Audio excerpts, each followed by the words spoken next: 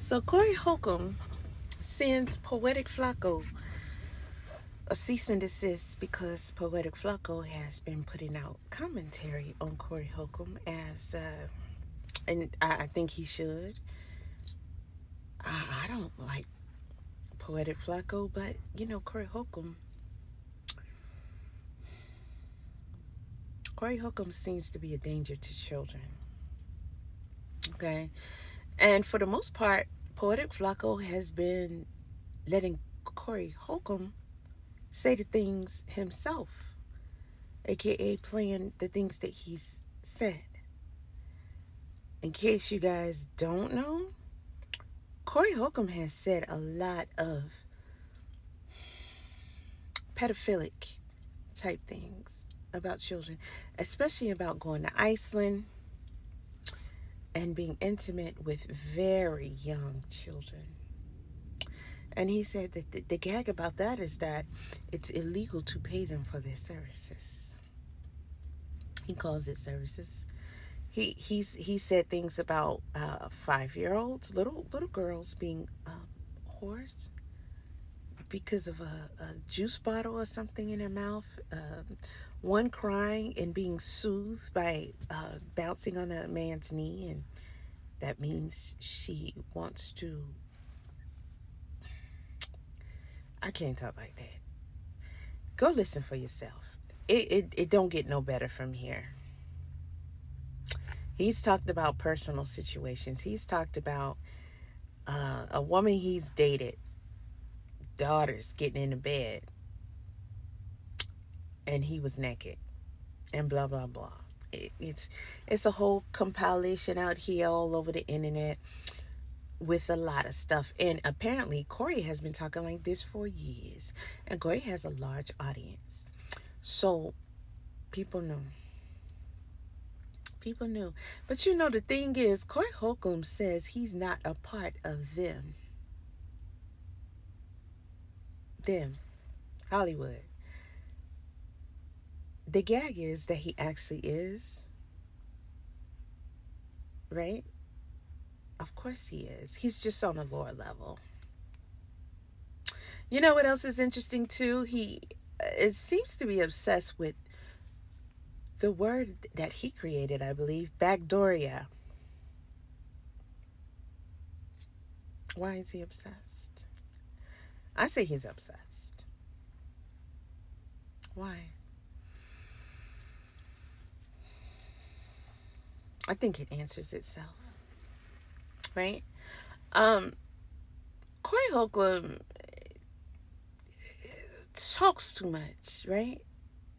But he doesn't seem to realize it. He think that that's part of his spick, his thing, and that's what makes him even more alluring, appealing, and hilarious. And actually, no, he goes on to talk about sending the cease and desist so that he could gather the person's address.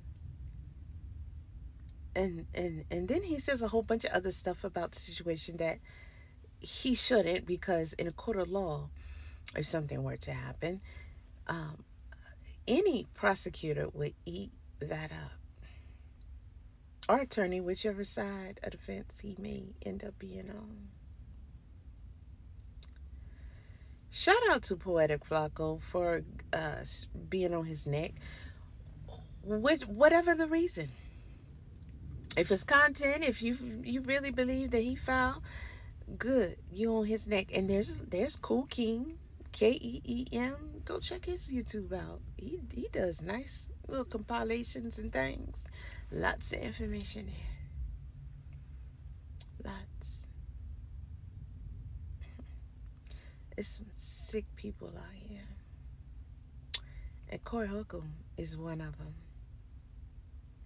What I found interesting is that clash that him and Anton Daniels had was necessary. Was necessary. Because, Anton is getting his butt whooped on the internet right now, too.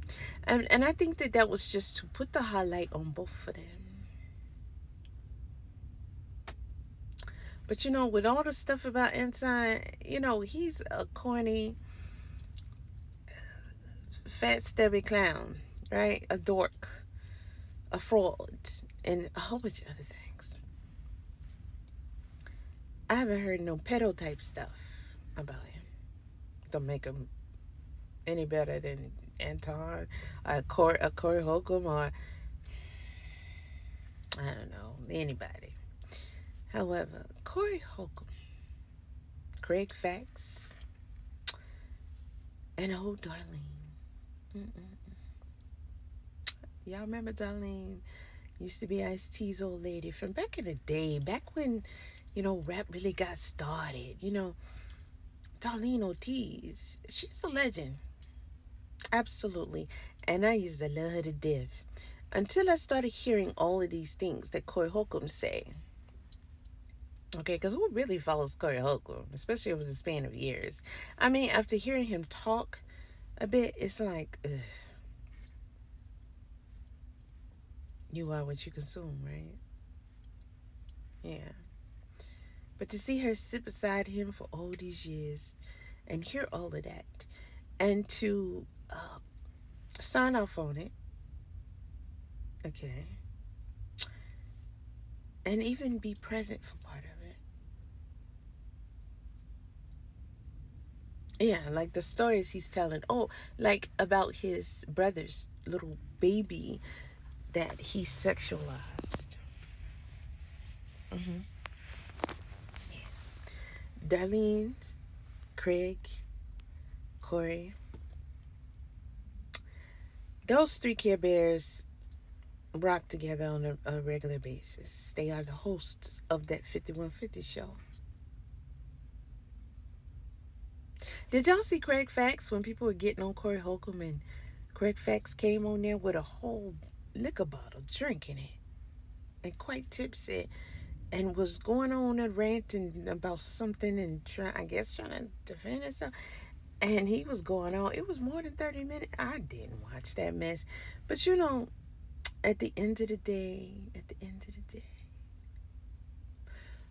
what we keep seeing is people will do things for a spot, for a spot, for a chance, for the possibility, or for some paper. They will. Morals and values be excluded. And if you guys have heard a third of Corey Holcomb's pedophilic content, anyone who sits beside him or engages with him is very, very suspect. Much less is right there when he talks most of it, and you still show up every day. Listen, Corey Holcomb says that